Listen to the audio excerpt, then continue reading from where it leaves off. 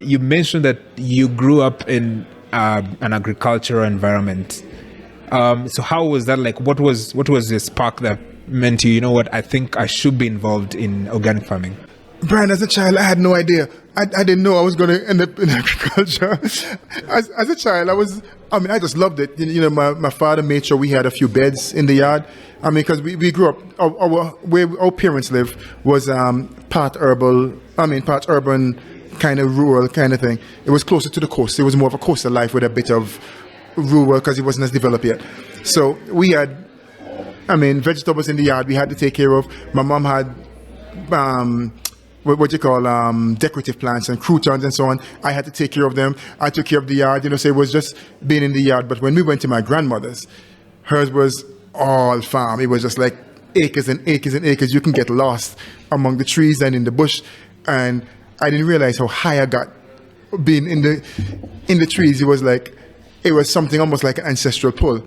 And as a child, I didn't realize that we just had fun, So it wasn't until years later I realized how much I love agriculture, because anywhere I live, I would always plant a small garden, like my father said, and because I studied accounts, which first I studied accounts, and I was all into just wanting to have fun with entertainment and basketball. It was nothing else. It was just fun, entertainment, basketball, and go to work, do some accounts, and I worked in the airline.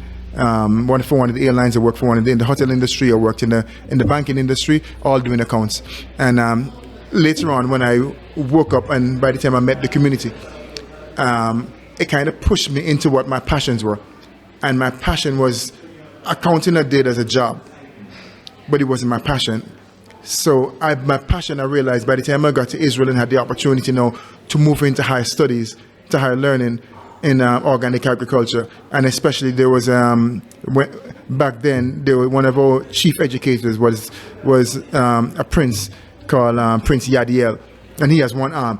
It's real short, one arm, but we get in the farm doing practical stuff. When we get to doing practicals, he was moving faster than anyone else with one hand. When he was weeding or whatever, but his knowledge and what he taught me, what he planted in me in terms of agriculture, is what really even pushed me to the next level, because he planted some seeds of responsibility for the earth. Not just organic farming, but no, we are custodians, we are guardians, and we have to protect it. And part of our job in terms of protecting and preserving it is to make sure we be living examples, create educational system and institutions that give our people access to the resources that will empower them to farm organically and to protect and to regenerate the soil, and to also go on to build institutions or be institution-like for organic agriculture. Yeah, because organic agriculture speaks to it speaks to a lifestyle, and healthy living is multifaceted. Is if I can say, it's multi-institutional. It's also if you're looking at it from a political perspective, it's multi-sectorial, looking at health. So there's organic farming kind of speaks to the root of what all of that has to come from, because no soil, no healthy food, no healthy people. And we need healthy people to build societies, to build this world. Yeah. So for you, you've been involved in organic agriculture for many years now. And right now you run ABI Organic. So briefly, what does ABI Organic, what do you do and what do you provide for farmers? Well, we provide a variety of a cross-section of products and services, including organic inputs and modern technology. Our concept is based around modern technology and ancient wisdom. So we farm in the most efficient ways that we can, but using ancient wisdom, where anything that we're doing is both regenerating the soil and protecting the human consumer. So we provide kits. Most of the kits are like, you would receive a package where you would have a greenhouse and irrigation system with all organic inputs. We also train the farmers, we do your installation, and we come to offer support, follow-up support for the farmers.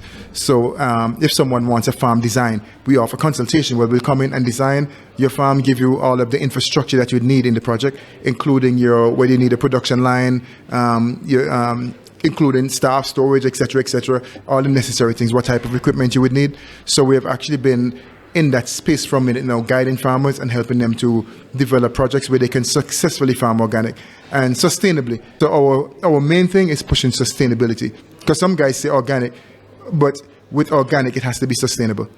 So their regenerative component has to make sense, so that you can not just reap some big yields, and particularly with conventional farming. You get big yields for one season, you kill the soil, and it's all gone.